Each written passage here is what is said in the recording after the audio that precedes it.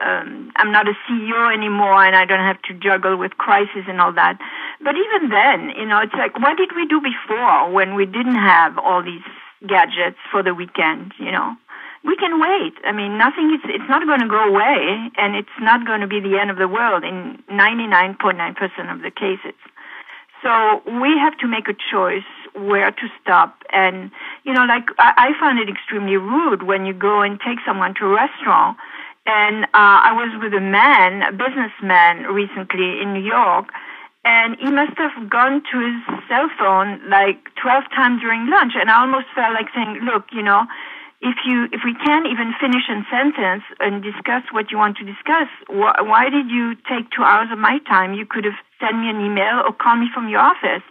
But there's no point to spend it at lunch because you're not there. You're not with me. And, I really don't want to waste my time like that. It's a waste of time to me.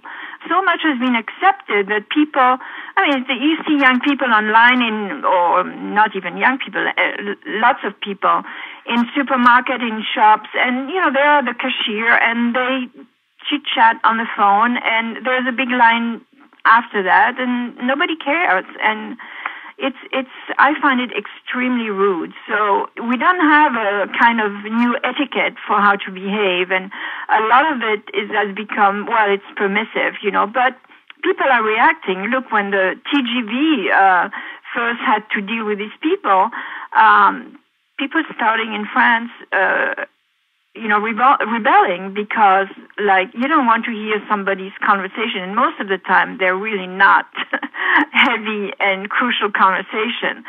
On the train, so now you can't call or receive on the train. You have to go out at the end, and you have some train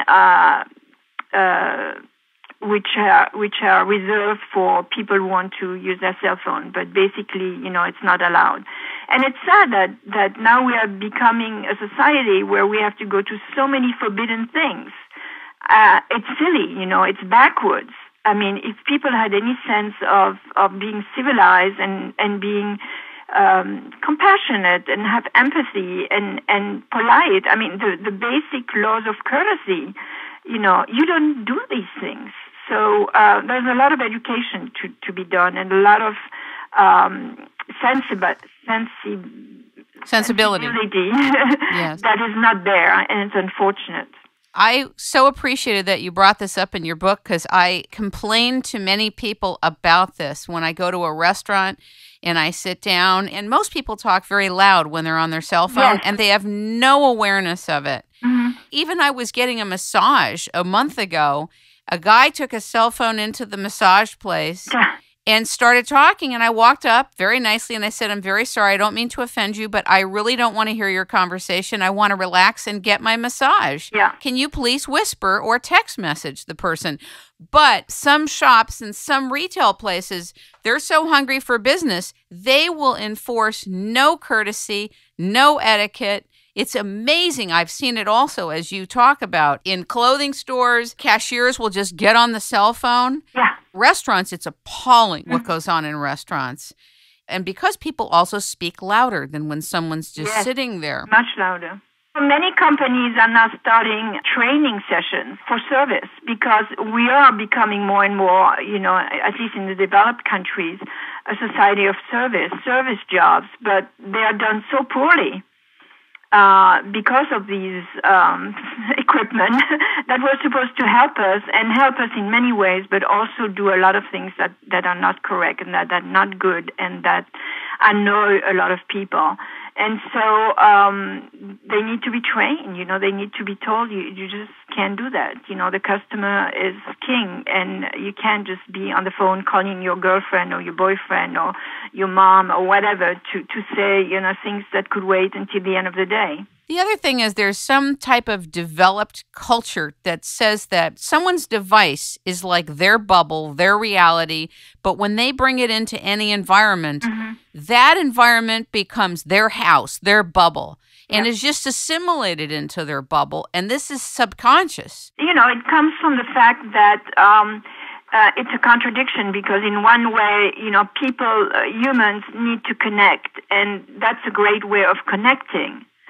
But on the other hand, how do you connect and how do you prioritize and how do you live by, respecting the people around you?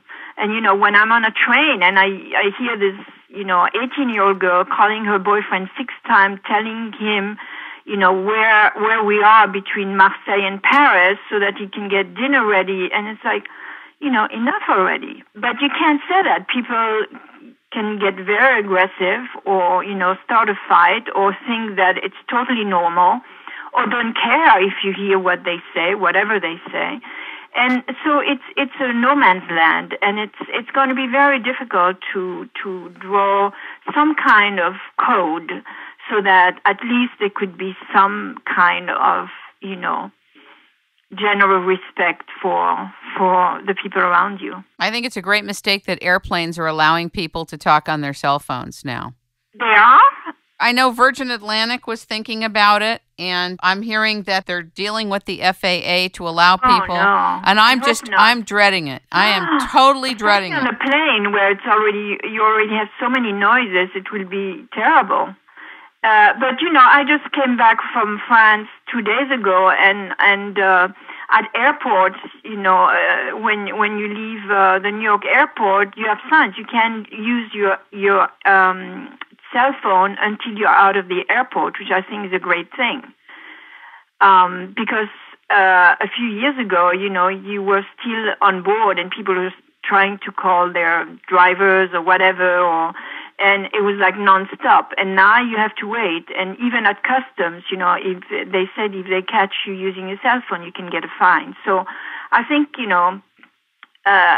codes are coming up, but they're a little bit slow at coming up, and things change so fast. I don't know how we can catch up with all this, but it's extremely annoying and extremely stressful to a lot of people. And I think it's unfortunate that we have to stress what seems to be like just basic courtesy. And speaking of courtesy, I loved it that you wrote extensively about table manners and setting the table, which I think a lot of us have forgotten, Mireille. Not even the setting of the table, but table manners, I think, have been forgotten.